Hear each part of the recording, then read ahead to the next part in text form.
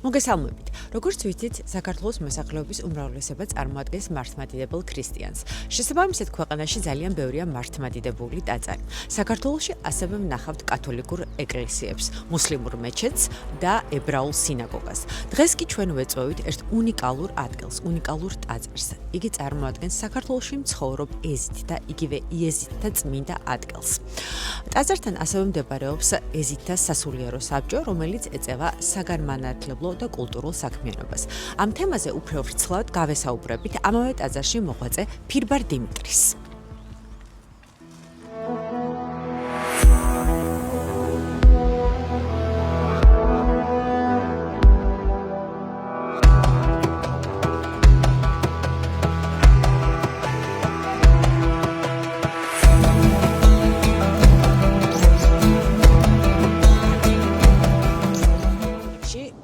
რაც მაინტერესებს, აი აქ დავდგეთ მზეზე, მე მგონი კარგი იქნება. თვითონ აი ამ ცენტრის ფუნქციის შესახებ თუ შეგიძლიათ გითხრათ ორი-ორი სიტყვა. როდის დაარსდა და რა არის ძირითადი ფუნქცია? უპირველეს ყოვლისა, უნდა აღინიშნოს, რომ ეზიდები წარმოადგენენ ეთნორელიგიურ თემს, ანუ ეს არის ეთნოსი რელიგიური ნიშნით, სადაც გაიგივებულია ეთნიურობა და რელიგიურობა, როგორც მაგალითად ებრაელები, სიქხები და ასე შემდეგ. ეს არის ეზიდის ტაძარი, ასე უწოდებთ მას, რომელიც აგებულია 2015 წელს, 2015-ში გაიხსნა. ახლა რეკონსტრუქცია მიმდინარეობს, იმიტომ რომ უფრო უკეთესი მასალით კეთდება. და აქ არა მხოლოდ რელიგიური დანიშნულების ცენტრია, არამედ კულტურულ საგანმანათლებლო ცენტრიც არის. ანუ ეზიდის ტაძარია, აქ ეზიდები თავს იყრიან, მოდიან, ლოცულობენ, იკრიბებიან, დღესასწაულები ტარდება ეზიდური, ღვთისმსახურება, არის ეზიდთა სასულიერო საბჭო, რომელიც ფუნქციონირებს აქ. ასევე არის ეზიდური კულტურის ცენტრი. ახლა მუშაობა მიმდინარეობს ეზიდური კულტურისა და ისტორიის მუზეუმის შექმნაზე. ეს არის ერთადერთი ეზიდური ცენტრი საქართველოში, ხო? თუ არის კიდევ სადმე ან იყო სადმე ადრე და აღარ არსებობს? საქართველოში ერთადერთია ეს. და კიდევ სად არის? აი დაუშვათ მსოფლიოში, სად არის კიდევ ცენტრი? ეზიდური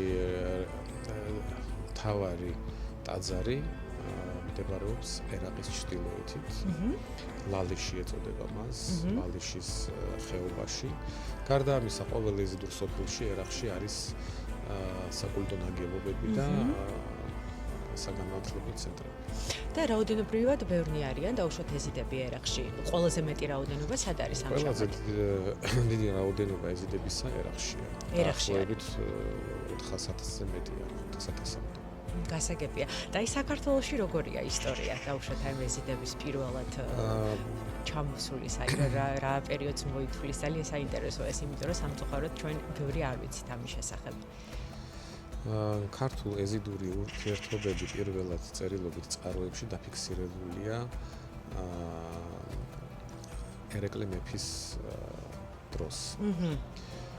შეიძლება მანამდე იყო, მაგრამ დღემდე მოღწეული დოკუმენტების თანახმად ქართლ-კახეთის მეფე ერეკლე ცდილობდა შეექმნა ანტიოსმალური კოალიცია და დაუკავშირდა ვანის ტბის მიდამოებში არსებულ ეზიდური სამთავროს თავარს ჩობანაღას და მიმოწერა ჰქონდათ მათ, ისინი ცდილობდნენ გაერთიანებას და ამ პარისად მოკავშირე ურთიერთობები. შემდეგ უკვე რუსეთის იმპერია რო შემოდის აქ კავკასიაში, ნელ-ნელა ეზიდების გადმოსახლება ხდება საქართველოსა და სომხეთის ტერიტორიაზე, რადგან ოსმალეთის იმპერიაში მათ ავიწროებდნენ. და აღარ ჰქონდათ ძალა რომ დაწინაურდნენ გაწევისა და იძულებული გახდნენ გადმოსახლებულიყვნენ საქართველოში და სომხეთში. რამოდენიმე ეტაპია გადმოსახლებისა.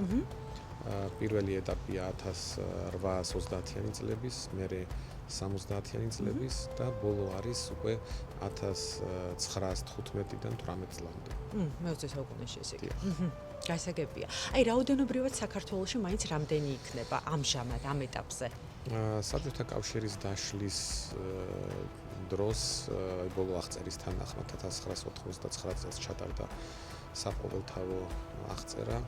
დაახლოებით 35,000-მდე ეზიდი ცხოვრობდა საქართველოში. ცხოვრობდა მაშინ. შემდეგ უკვე საბჭოთა კავშირის დაშლის შემდეგ მოგეხსენებათ სოციალურ-ეკონომიკური პრობლემები გართულდა. რა თქმა უნდა. სხვანაირად განვითარდა პროცესები და ეზიდების ნაწილმა დატოვა საქართველო, წავიდნენ ევროპაში და რუსეთში. 2014 წლის აღწერის თანახმად დაახლოებით 13,000-მდე ეზიდი იყო. 13,000 არის ახლა საქართველოში 2014 წლის აღწერის თანახმად. აი ბოლო აღწერა, რომელიც ჩატარდა შარშან იყო ხომ? კი. არ ვიცით მისი შედეგები ჯერჯერობით. გასაგებია. და კიდევ აი ერთი კითხვა მინდა დაგისვათ. ან ძალიან ხშირად ხდება ხოლმე ესე ხალხში, რომელმაც ძირითადად არ იცის ხოლმე ბევრი ამ რელიგიების შესახებ. ეზიდური რელიგიის ასოცირება ზოროასტრისთან. ანუ იმავე ეს ათაშგასტაძარი, რომელიც არის თბილისში. აი ძირითადი განსხვავება რა არის მათ შორის? იმიტომ რომ ვიცი რომ ეს ორი სხვადასხვა რამ არის, თუმცა შეიძლება რაღაცა კავშირი იყოს. აი მაინც ძირითადი განსხვავება რა არის? ისეთ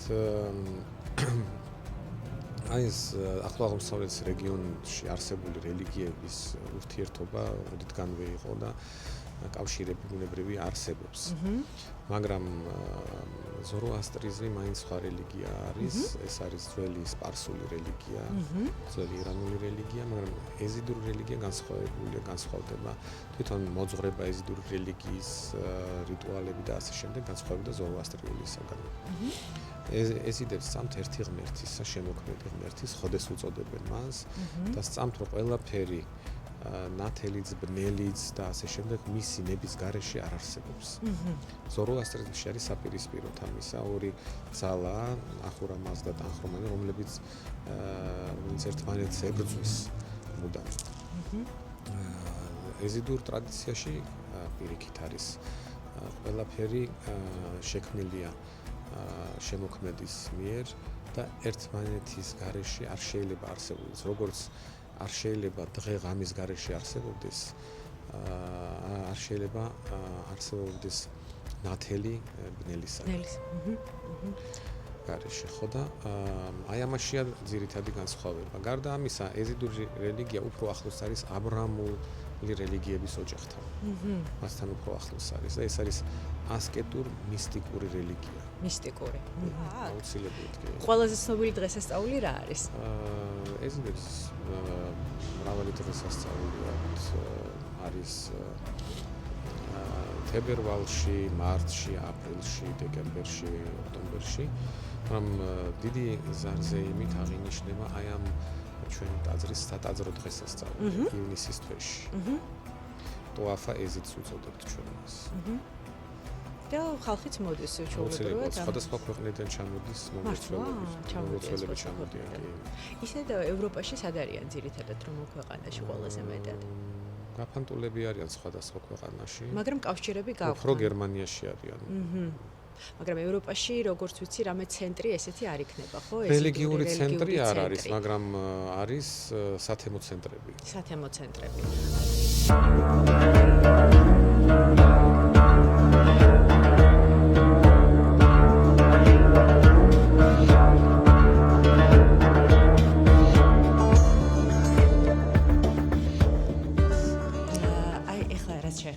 ეს ფარშევანგებს რაღაცა მნიშვნელობა აქვს, ხო, ალბათ, რადგანაც აქ არის გამოსახული.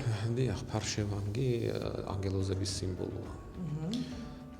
ძველ ტრადიციებში არსებობდა ეს ირანში, ინდოეთში, ძველ საბერძნეთში, ადრეულ ქრისტიანულ ტრადიციაშიც არსებობდა ეს სიმბოლიკა.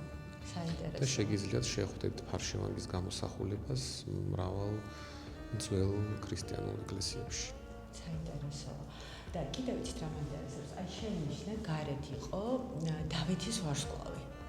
კი, ასე ებრაელები მასე უწოდებენ. ხო, და ანუ ეზიდურ რელიგიაშიც აქვს რამე მნიშვნელობა. არა მხოლოდ ეზიდურში, შუა საუკუნე, ადრეულ შუა საუკუნეებში ამ სიმბოლიკას იყენებდნენ მუსლიმებიც და ქრისტიანებიც.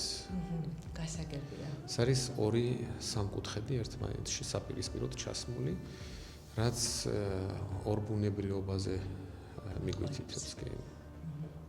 ძალიან საინტერესოა. კი? და ეს სანთლები არის ჩვეულებრივად მათ პატრუქებია, ეს სანთლები არ არის. პატრუქებია? ზეთის ლამპარი. აქ ხედავთ ლათინური დამწერლობა და ძველი ეზიდური დამწერლობაც არის გვერდით. ეს არის ძველი ეზიდური დამწერლობა, ხო? საინტერესოა. და ეხლა რაც გაქვთ წიგნები, რა ენაზე წერია?